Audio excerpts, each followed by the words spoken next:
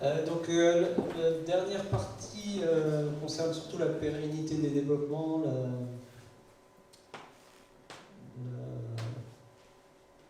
voilà, les choix techniques. À un moment, quand on construit des logiciels, il faut faire des choix.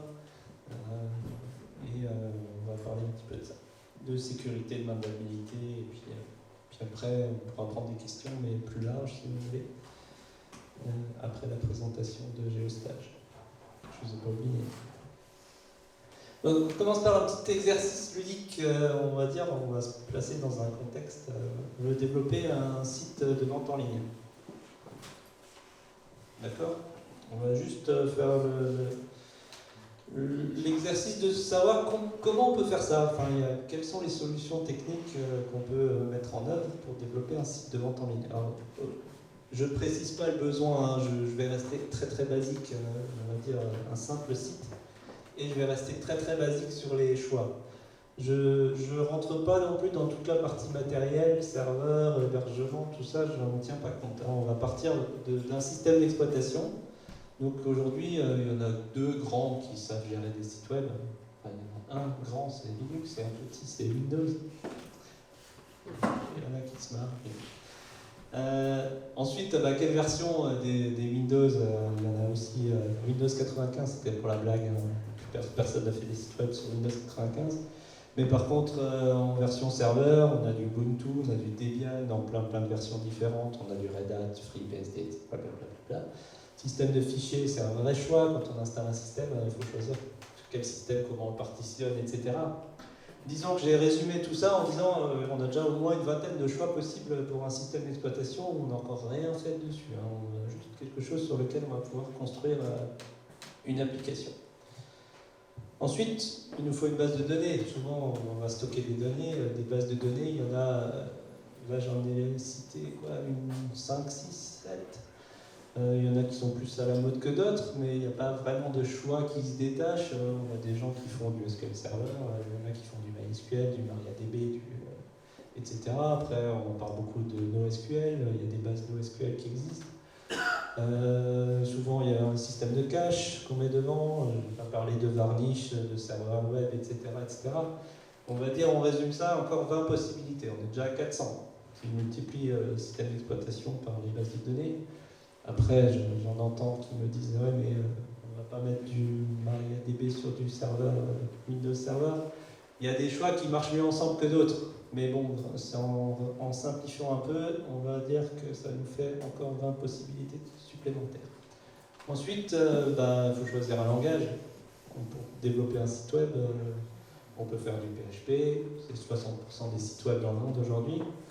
Mais il y a plein d'autres langages qui permettent de faire des choses. COBOL pour faire du web, peut-être c'est pas la meilleure idée, mais je pense qu'il y en a qui font ça. Du C, moi mon premier site web il était écrit en C, du Perl, du Pascal, du Python, du Go, du Rust, du JavaScript, du TypeScript et blablabla, j'en passe et des meilleurs. On va dire, pour simplifier mes calculs, 20 possibilités qui sont toutes pertinentes. Il n'y en a pas une qui est mieux que les autres. Alors après, certains diront que PHP c'est mieux, d'autres que Java c'est mieux, etc. Après, un framework de développement, donc Symfony, ça c'est le choix qu'on a fait. Laravel, un peu plus gros que Symfony, il y a plus d'utilisateurs de Laravel que Symfony. Django en Python, Java, Struts, Ruby on Rails, un peu moins à la mode ces derniers temps, mais il y a beaucoup de sites qui tournent encore en mobile. Pourquoi pas du WebDev, si on a fait du Delphi avant ou du WinDev, pourquoi pas. Voilà. Souvent c'est un peu lié au langage, on ne peut pas prendre du Symfony avec du Java, ça ne marche pas. Mais bon, voilà, j'ai encore une fois un petit peu simplifié en disant que ça fait encore 20 possibilités. Après on arrive du côté front, alors là j'ai mis 20 mais c'est loin de la vérité. En framework CSS, il y en a 5-6 qui se détachent. Dans la pièce, je pense qu'il y a des adeptes de Bootstrap, de Foundation, de Tailwind, etc., etc. Et là, il y en a 300 nouveaux tous les jours, des frameworks. La partie JavaScript, c'est pareil. Aujourd'hui, les sites web, les interactions JavaScript, il faut des outils pour gérer ça. Du Vue, du Angular, parce que Angular et Angular, c'est la même chose, mais c'est pas la même chose. Entre AngularJS, qui est l'ancienne version de Angular 2, et les nouvelles versions de Angular, ça n'a juste rien à voir. On aurait pu dire la même chose de Symfony. Parfois, quand on change de version, c'est plus le même framework, mais avec le même nom, donc ça simplifie pas les choses. Svelte, qui est aussi à la mode ces derniers temps, etc. Et le monde du front évolue à une vitesse hallucinante. Parfois, on fait un choix, 3 mois plus tard, le choix il est à remettre en cause. Aujourd'hui, par exemple, React, que j'ai mis là, une très très mauvaise presse avec la nouvelle version de React, tout le monde se barre. Alors qu'il y a encore 6 mois, c'était l'outil qu'il fallait utiliser, il fallait que tout le monde fasse du React. Bref, je résume, encore une vingtaine de possibilités, là je suis très très loin du compte. Donc si je résume ça, ça fait 20 fois 20 fois 20 fois 20 fois 20. Si mes calculs sont bons, ça fait 3 200 000 possibilités. Donc tout ça pour dire que quand on veut construire un logiciel aujourd'hui, faut faire des choix d'architecture, des choix de logiciels, des choix de composants. Et pour en revenir à Apollo 11, Apollo 11 c'était un seul logiciel, il n'y avait pas de choix de composants. On ne choisissait rien, on écrivait tout, de A à Z, de récupérer des infos d'un capteur jusqu'à piloter le démarrage du moteur. Aujourd'hui, un logiciel, c'est plus ça. Aujourd'hui, un logiciel, c'est un peu de béton avec beaucoup de briques qu'on va chercher à droite à gauche. Je vous ai mis un petit exemple. Alors, on voit rien, mais c'est pas grave. Et encore, c'est des résumés. À gauche, c'est un fichier composeur d'un projet, je ne sais plus lequel d'ailleurs, mais avec la liste des dépendances, de toutes les dépendances externes du projet. Je me souviens plus de quel projet c'est, mais c'est pas très important. Et le fichier, il fait 2 fois cette taille. Au milieu, c'est un fichier package JSON, c'est toutes les dépendances JavaScript, CSS et compagnie. Et là, c'est pareil, c'est un tout petit bout du fichier. Et en fait, ce qu'il faut comprendre, c'est que chaque dépendance a des dépendances.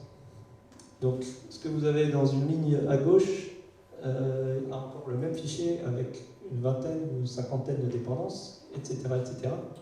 Et en Node.js, pour ceux qui en font un peu, quand on installe le fichier package.json, ça télécharge des milliers de librairies. Ces milliers de librairies-là, c'est des dépendances de votre code, elles évoluent, elles changent, il y a des failles de sécurité, etc., etc., etc. Et tout ça, ça construit en fait votre composant. Donc la notion de choix de composants pour avoir un logiciel pérenne, c'est surtout choisir les bonnes briques sur lesquelles on va s'appuyer, de s'assurer que ces briques-là vont être maintenues dans le temps et que dans 6 mois, elles n'aient pas disparu. Alors, il y a eu un certain nombre d'exemples, je vais y revenir plus tard. Juste un petit focus sur le logiciel libre, parce que chez 2LE, je ne sais pas si vous le savez, mais 2LE ça veut dire logiciel libre pour l'entreprise. Et il y a 20 ans, le logiciel libre ça n'existait pas. Ça existait et c'était un truc pour jouer. Les petits amateurs dans leur coin s'amusent à faire des logiciels. Tous les logiciels étaient propriétaires. Microsoft était le roi de tout. Apple était presque mort et il n'y avait pas de choix de logiciel libre. 2LE est arrivé, a dit attends, si, on peut faire des trucs. Donc on a commencé à faire un peu de PHP avec Seb, PHP 3, et on commençait à avoir un certain nombre de choses. Aujourd'hui, il y a du logiciel libre partout. Votre téléphone, si c'est un Android, c'est du logiciel libre. Aujourd'hui, tous les OS Linux, c'est 60% des sites web. Et encore, je pense que je suis loin du chiffre d'aujourd'hui, c'est un chiffre qui date un peu. Les bases de données, il en reste quelques-unes propriétaires, Oracle, peut-être encore.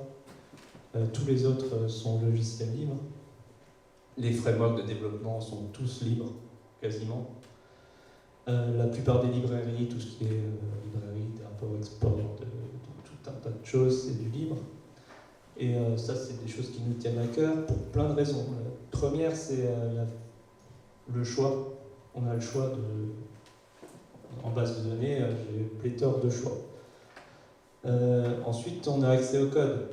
Moi, je suis arrivé dans le libre parce qu'un jour, j'ai un message qui s'affiche en me disant un bug est survenu, contactez votre administrateur. Sachant que l'administrateur c'était moi, le développeur c'était moi, et on me dit ça.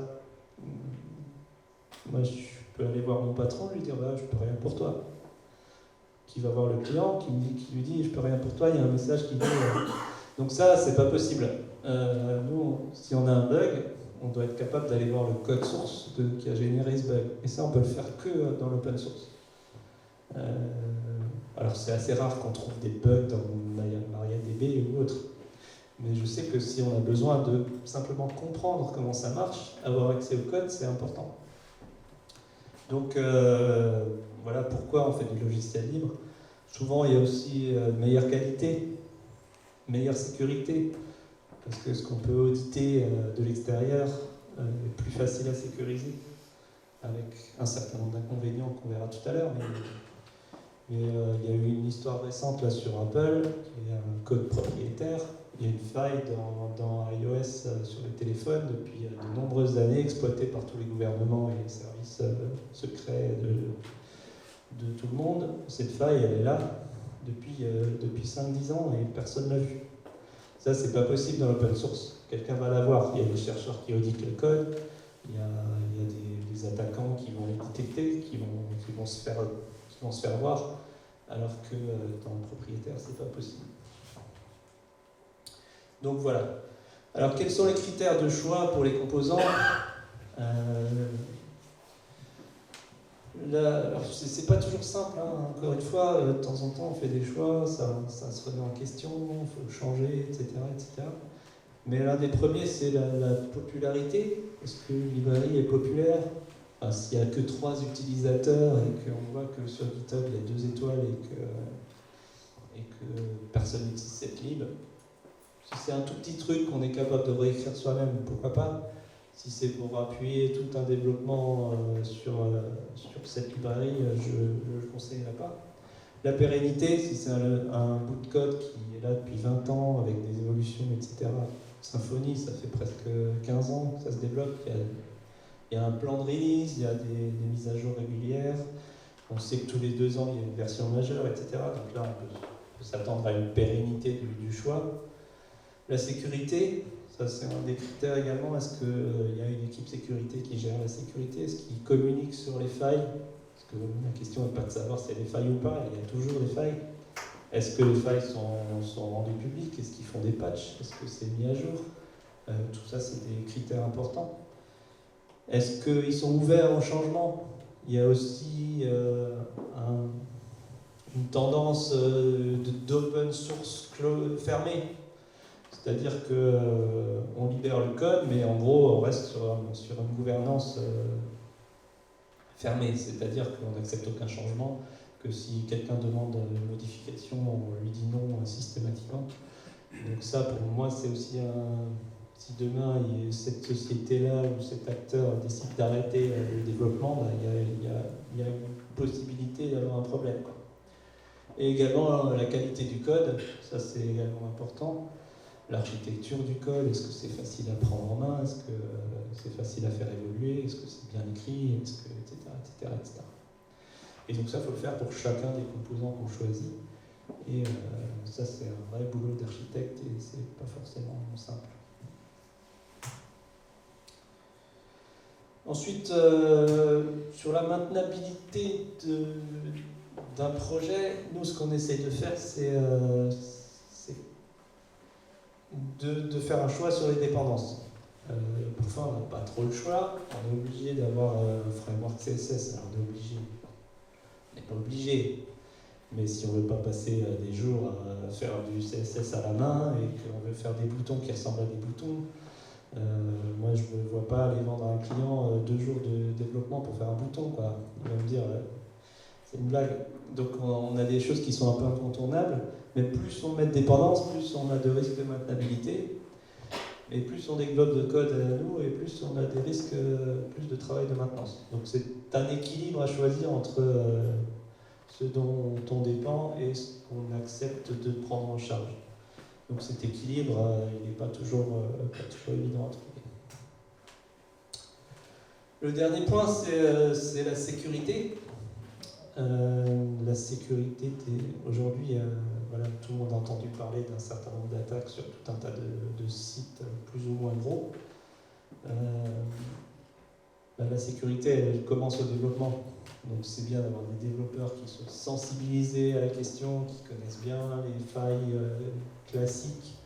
Il y a l'ANSSI qui fait des choses intéressantes, qui fait des formations, etc. Donc avoir des bonnes pratiques de sécurité, utiliser un framework qui gère correctement ces aspects-là, utiliser du chiffrement, alors pas du chiffrement basique qui est obsolète, mais aussi être capable, par exemple sur des mots de passe, de les hacher correctement avec des algorithmes qui soient sûrs. Des vieux algorithmes aujourd'hui, ça ne marche plus. Donc, par exemple, dans Symfony, on peut rehacher les mots de passe et faire évoluer les algorithmes en fonction de l'avancement des puissances des processeurs et de la connaissance sur les algos de chiffrement, etc. etc. Faire des choses qui soient conçues avec la sécurité en tête, c'est également important. Avoir un hébergement sécurisé. Voilà, si vous faites un développement, vous ne louez pas votre petit VM OVH à 5 € sans avoir tout ce qui va avec, du monitoring, un firewall, etc., etc. Et tout ça, ça demande du temps et des ressources. Donc ça, c'est pour la partie dev. Ce qui arrive de plus en plus aussi, c'est, là je voulais juste vous donner un petit exemple avant de conclure, c'est ce qu'on appelle l'attaque par supply chain. Je vous ai présenté tout à l'heure un petit chiffre, 32 millions de possibilités. Ça fait 32 millions de possibilités de rentrer dans votre logiciel à travers une dépendance. Et il y en a eu un certain nombre. Il y a quelques mois, peut-être une année, il y a eu une faille dans Log4j. Donc le deuxième, Log4j, c'est une librairie pour gérer des logs. Pour tous les programmes Java, pour écrire des logs, parce que quand on fait des logiciels, on aime bien avoir des logs. Et cette librairie est utilisée par tous les projets web, enfin tous les projets écrits en Java, quasiment, parce que c'est la librairie incontournable. Et il se trouve que dans cette librairie, il y avait une faille de sécurité qui permettait d'injecter un peu par ce qu'on voulait dans n'importe quel logiciel. Et donc voilà, ça c'est un exemple d'attaque par supply chain. On a un composant de lequel on dépend qui a une faille de sécurité, et du coup la faille elle remonte dans les logiciels. Il y a eu une faille sur VMware notamment, beaucoup de gens qui utilisent de la virtualisation aujourd'hui VMware. Il y a aussi quelques années, il y a eu une faille massive. Tous les gens qui avaient des ESX open sur internet se sont fait massacrer en un week-end. Il y a eu, je crois, 250 000 systèmes corrompus en 2 jours. Voilà, donc la sécurité, c'est pas que le code que vous écrivez, c'est aussi tout ce que vous intégrez dans votre logiciel. Et c'est assez compliqué à gérer et ça peut avoir des impacts massifs. Donc il y a des parades pour ça, il y a des systèmes qui permettent de faire des scans. Nous, sur un certain nombre de logiciels, on scanne automatiquement les fichiers de dépendance que je vous ai montré tout à l'heure, pour vérifier qu'il n'y a pas des failles connues. Alors ça va vérifier évidemment que les failles connues, mais c'est déjà mieux que de rien faire du tout. S'il y a des failles inconnues, il ne va rien sortir. Mais souvent le problème il n'est pas sur les failles inconnues. Les attaques elles se font sur des failles connues la plupart du temps. Donc il y a des outils comme Trivy ou Silk qui permettent de monitorer ça. On leur donne notre fichier de dépendance et on reçoit un petit mail d'alerte si jamais il y a des failles qui vont avec, qui impactent les choses. Voilà, donc ça c'était pour la partie un petit peu maintenabilité des choses, parce que c'est quelque chose d'important quand on développe des logiciels, et c'est un peu aussi du travail ingrat, entre guillemets, parce que c'est pas hyper sexy et c'est pas très visible, mais c'est des choses qu'il faut faire et qui sont importantes.